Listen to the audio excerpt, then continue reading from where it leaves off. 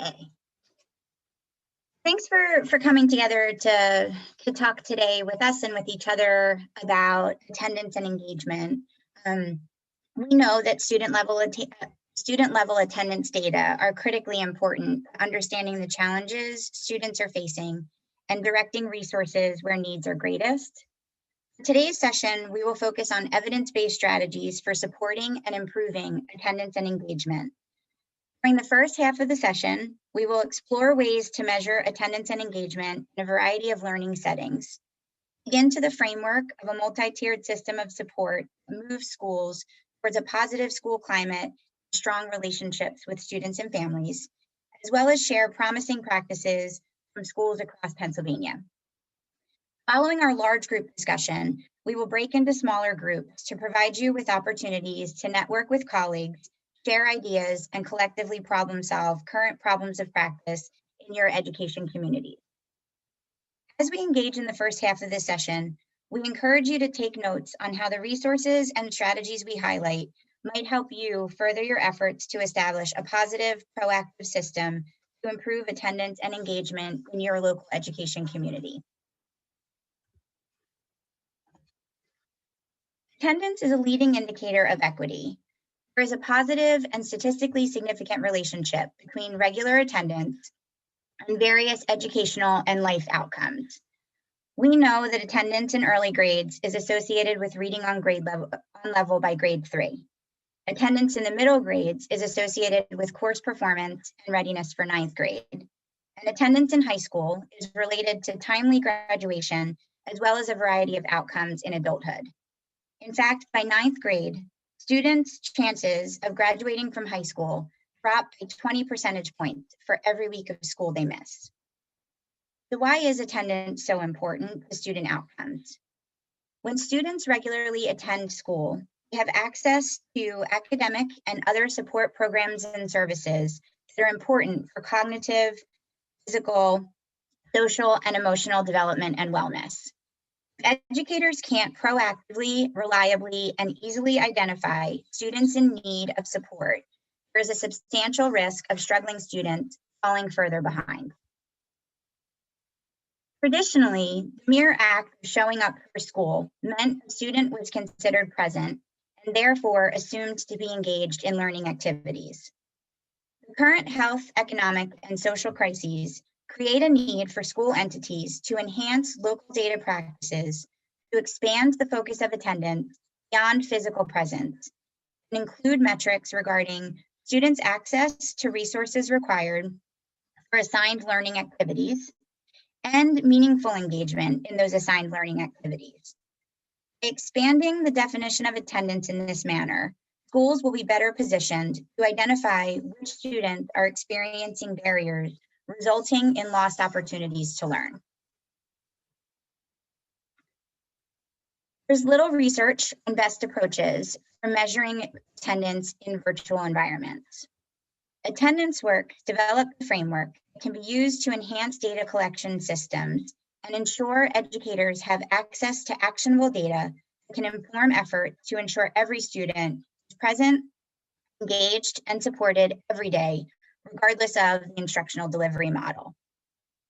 Chronic absence, or missing 10% or more of school in prior school years, can alert educators to students and families who are at risk and may need extra attention when schools restart. In addition to prior year's attendance, Attendance Works recommends adding in 4 additional key metrics: contact, connectivity, relationships, and participation. Together, these metrics paint a more holistic picture of an important aspect of students' opportunities to learn.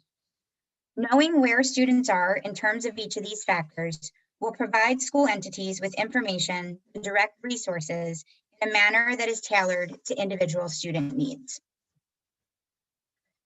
So let's look at each of these additional metrics a little closer.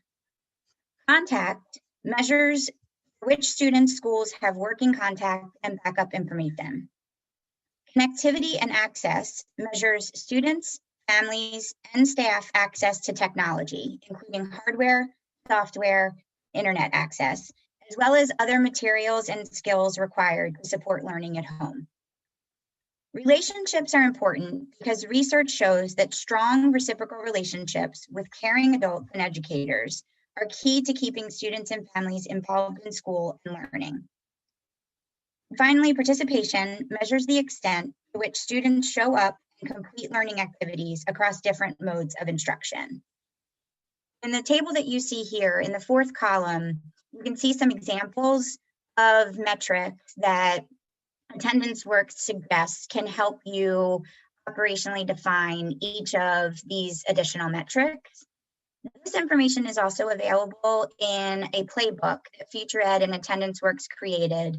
The link to the playbook has been added to the chat box so that you can access it and review it throughout the course of the remainder of this session, as well as when you leave the session. It's critically important to note these data should be broken down by school, grade, race and ethnicity, home language, disability, and zip code to identify inequities and inform decisions about allocation of resources to address those inequities. Flexible strategies for measuring engagement and participation, as opposed to physical presence, are critically important considering all of the challenges that students and families are facing as a result of the current health, economic, and social crises. William McKinley School in Philadelphia implements a variety of strategies to capture as much information about student access to and participation in learning activities to ensure accurate measurement of student attendance during remote learning. One challenge that McKinley has been focusing on is making sure students receive credit for attendance if they log into a class that is not connected to the homeroom teacher who's taking official attendance for the day. Teachers and leadership members are monitoring attendance weekly, making corrections as appropriate. All partner teachers cross-reference each other's Google Classroom Meet sessions to confirm that attendance is correct. If a child's attendance is captured in one place but not the other, the team works together to resolve the error. Teachers communicate daily with parents through Class Dojo to also verify attendance. When appropriate, attendance is measured by engagement in classwork as opposed to physical presence in Google Classroom Meet sessions in order to minimize the technology and other barriers that students are facing accessing remote learning when it's synchronous. Some examples that McKinley has put into place are students can be marked present by completing work. For students and families with 10 or more unexcused absences, the school offers a modified instructional plan where they provide an option for weekly virtual classwork. Once the weekly virtual classwork is completed, students are then considered present. Attendance is also counted for students who attend optional drop-in office hours where staff members support students in completing their assigned work. Schools that have achieved the best results track an array of attendance-related data to identify vulnerable students, discern patterns, and determine the intensity of response needed to help students improve their attendance. This tracking requires a level of analysis beyond daily attendance taking in order to figure out not just which students are missing so many days that they are at risk academically, but more importantly, why students are absent or disengaged. Best practice is to check weekly or biweekly for students who are missing 10% of the school year or about 2 days a month for any reason. Second, successful schools use a team approach to addressing absenteeism. Most effective models involve school counselors, school nurses, parent advocates, and community partners, with principals coordinating the team's work with other school improvement efforts. For example, the Center for Student Learning Charter School at Pennsbury, William Sayer High School in Philadelphia, both use early warning indicator systems to track attendance and course progress for each student. EWS data are analyzed by school teams weekly. The Center for Student Learning, students identified as at risk by the early warning system are assigned a Check and Connect mentor. Check and Connect mentors are responsible for working collaboratively with students and families to identify barriers to attendance and course progress. Some of the barriers the Center for Student Learning are helping to overcome include older students who are working to support their family and thus are forced to choose between attending school or attending full or part-time work. Check and Connect mentors have been working with these students to complete work and earn credits through a variety of asynchronous options. In other cases, students are not completing work due to challenges in their experiences in the virtual learning environment. In these cases, the school offers students opportunities to work with staff with whom they have a positive relationship, to complete assignments and receive the support they need, even if the assigned staff is not the teacher of record for a given course. At Sayer, when students are identified as at risk by the early warning system, student attendance improvement plans are created in collaboration with the student and their family. During the Student Attendance Improvement Conference, the attendance liaison makes sure to have available for discussion updated attendance, class cut reports, missing assignment reports, student schedule, and any notes from prior conferences with the student or family. The attendance team meets weekly. The team approach is utilized to address barriers that have been identified. Some examples of the barriers that Sayer is helping students mitigate include technology, mental or behavioral health needs, work area issues, teen pregnancy and parenting, limitations in access to electricity, and housing insecurity, to name a few.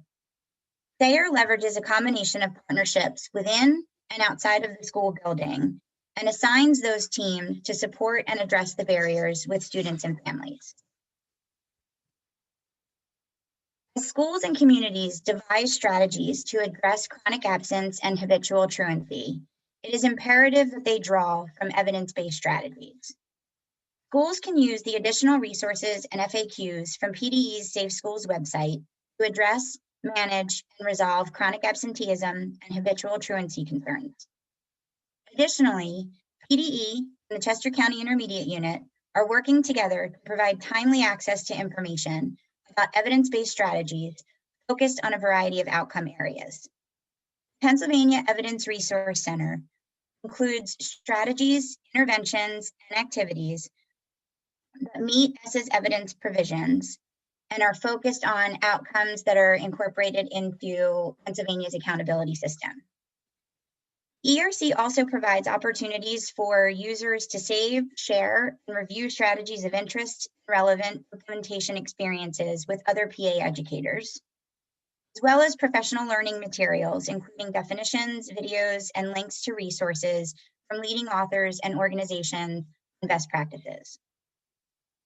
The remainder of this session, we will rely on the attendance playbook created by Future Ed and Attendance Works.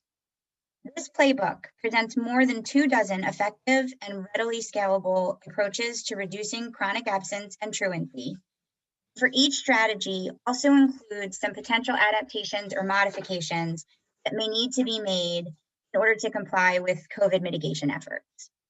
The link for this attendance playbook is included in the chat so that you can download the PDF and access it during our time together today, as well as when you leave and go back and continue your work with teams within your local education community. Interventions in the playbook stress the importance of effective messaging about attendance and creating a welcoming school climate where all students and families feel a sense of belonging. Schools and districts across the United States that are successfully combating chronic absence and truancy are doing so by implementing a multi-tiered system of support focused on removing the barriers students and families are facing. This pyramid shows how the tiers of intervention sit on top of foundational supports. Those foundational supports are the building blocks of good schools that promote attendance. Once those foundational supports are in place, Tier 1 represents universal strategies to encourage good attendance for all students. Tier 2 strategies target students who are at greater risk for chronic absenteeism, such as those close to or already missing 10% of the school year. Tier 3 strategies provide intensive support to students missing the most school, often involving not just schools, but other agencies such as health, housing, and social services, and typically requiring case management customized to individual students' challenges. Such students are typically missing 20% or more school year.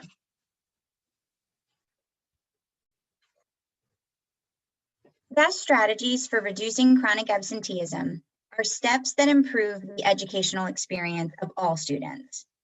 Instruction that is relevant to students' lives encourages attendance and promotes academic achievement.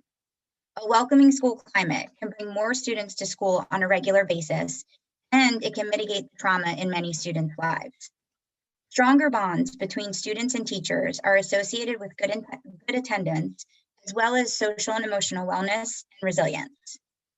To ensure every child is present, engaged, and supported every day, we need to ensure foundational supports outlined here are in place. High levels of chronic absenteeism or habitual truancy in a school signal that one or more of these building blocks is absent or insufficient. Tier 1 strategies rely on school-wide steps to encourage attendance among all students through 3 high-leverage strategies: clear expectations and communication about attendance, warm and welcoming school climate, and positive relationships with students and families to identify and remove barriers to school attendance. As we walk through the spotlights for the 4 schools highlighted here, you will hear specific examples of how each school is focusing on each of these 3 high leverage strategies. Stowe Rock's Primary Center, like in many schools in Pennsylvania and across the country, students who previously did not have access to technology were now expected to log on virtually, learn through Zoom, click on Google Forms to mark themselves present, and basically figure out how to learn without the support of a teacher by their side. Many students come from homes where parents and guardians also lack the background knowledge or experience to support learning in this manner. To address this barrier, we created a tech squad composed of teachers and counselors to visit homes and problem solve to support students and families during the day. In addition to the tech squad, we created a consistent half-day schedule that allows for in-person instruction every day. This schedule includes a dedicated hour for each teacher to call home and be available to support families. We also set up a lunch bunch in a central location where families could access school lunches and also bring their computers and questions to teachers who could support them on site.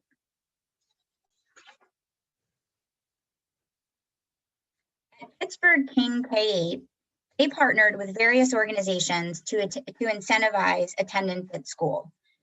For example, the Pittsburgh Steelers and Cam Hayward participated in a meet and greet for homerooms with the highest attendance. Allegheny General Hospital has partnered with King to provide resources for attendance incentives. And historically Black colleges and universities across the nation have partnered to provide paraphernalia in order to encourage students to explore post-secondary opportunities, as well as honor the contributions that graduates from HBCUs have made to the King neighborhoods and the surrounding neighborhoods in the Pittsburgh public schools. The latest partnership is with a local church in the students' neighborhood. The church has done drives such as winter coat distribution, as well as drives for desks, chairs, lamps, and other supplies students needed for their virtual learning spaces. The school and church are now working to develop a learning hub for students. Now that student return to in-person learning in Pittsburgh public schools has been postponed until April, some students may need additional support. Because the church is in walking distance to students' homes, they can attend the learning hub as an extension of the school. King faculty have decorated the space to make it warm and inviting with King signage and inspirational quotes and posters. Faculty have also called and walked the neighborhood to ensure students' families are aware of the establishment of the learning hub and encourage them to attend. Church is also providing breakfast and lunch for students to meet that need if required. Pittsburgh King is also leveraging peer-to-peer learning, where teachers who are experiencing high rates of attendance and engagement in their virtual classes are sharing their strategies with other teachers in order to replicate the successful strategies.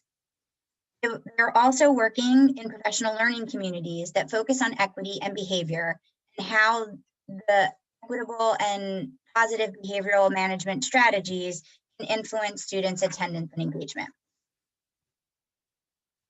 Wagner Middle School incorporated the following strategies to support attendance during a virtual learning environment. Focusing on student and teacher relationship building. In the beginning of the year, all teachers made phone calls to students assigned to their advisory and asked for the best contact information, as well as introduced themselves, got to know the family and the student, and took the time to communicate the attendance policies for the year. In addition, students are greeted warmly and acknowledged when they enter a room. Adults go out of their way to ensure each student feels recognized and listened to. Students now seek out these adults to have lunch with or stay after school and chat. This creates an environment where students want their teachers to know when they have done something well, including report cards, attendance, test scores, and behaviors. After students miss a day, counselors, teachers, and deans hold conferences with students to review their attendance goals. The school collaborates with the feeder patterns to see if the students who are absent have siblings that are attending the elementary school, or if any of the staff from the feeder elementary school have a prior relationship with the family that they can utilize to reconnect and re-engage the student and their family. Dean has also made monthly home visits if there was not an updated phone number. School counselors make check-in calls to provide positive feedback for those students who made progress in their attendance and class assignments. Students complete their own attendance trackers that allow them to see their attendance data in real time. The school leadership team checks key performance indicators daily, keep a running spreadsheet of school-wide and individual attendance, looking for any discrepancies and trends. Wagner also has several partnerships with organizations in their community that provide clubs and other extracurricular activities that help students feel connected to school, as well as provide mentoring, social and emotional support groups for students, and donate items to meet their basic needs. Strategies that Wagner believes has had the most impact is teacher engagement in ongoing professional development, focused on social emotional learning and trauma-informed practices. These sessions have helped teachers learn how the brain functions and how trauma affects children and what strategies they can use in their classes to mitigate the impact of trauma. For Kensington Health Sciences Academy, starting the school year in a full instructional delivery model required creative thinking about how to establish positive relationships between students and teachers, as well as a sense of connectedness to school. The school team reimagined their advisory model.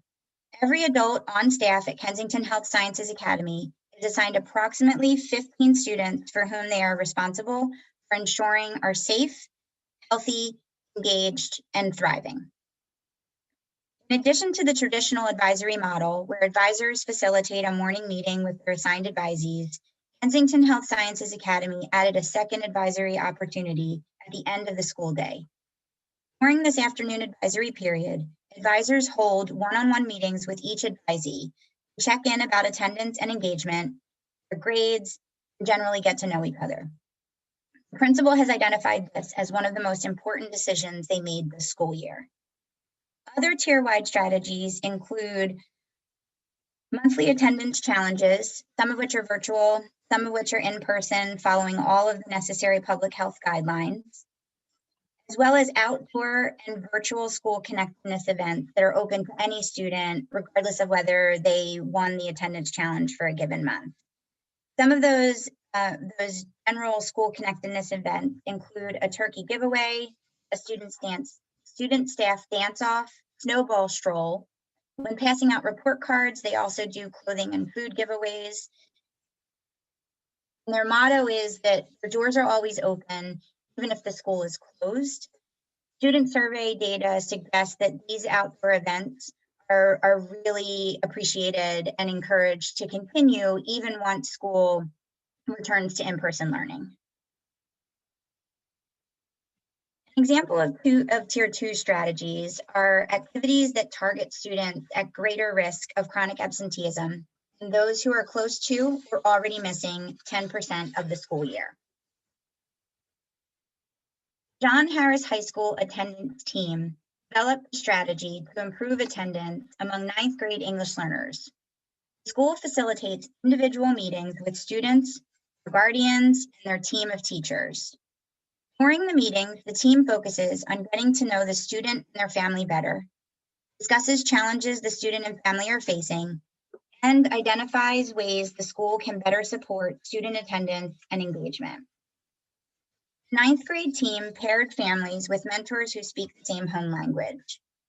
These meetings were so successful in increasing attendance and engagement, the school has decided to expand the strategy to other 9th and 10th grade students experiencing challenges with attendance and engagement.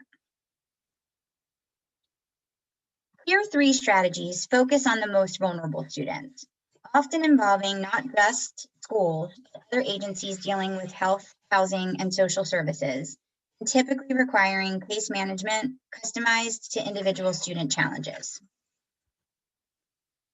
Crispus Attucks Charter School is designed to offer career-focused education programming for vulnerable youth. Specifically, the program supports students ages 17 to 21 who are significantly undercredited. To support students experiencing extensive challenges with attendance and engagement, Crispus Attucks adapted a strategy that is typically used for transition planning for students with disabilities.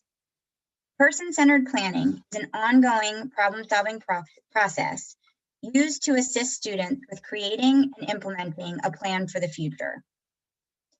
A team of school staff, the student, and their family meet to identify the student's life goals and plan to help them develop the skills and abilities needed to achieve those goals. In addition to person-centered planning, Crispus Attucks has added a mentoring component. At the core of the mentoring program is a trusting relationship between the student and a caring, trained mentor who both advocates for and challenges the student to persist through high school completion.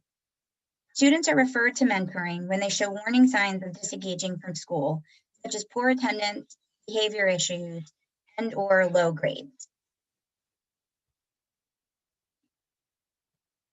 As we prepare to move into our breakout room discussions, where you will have a chance to network and share ideas with leaders and staff from other schools and education communities that are similar to yours, I'd like you to encourage to think about how the resources available through the attendance playbook, as well as the spotlights that we just shared, may be readily adopted and implemented in your local education community, or what modifications they may need to happen in order to make it better fit your context.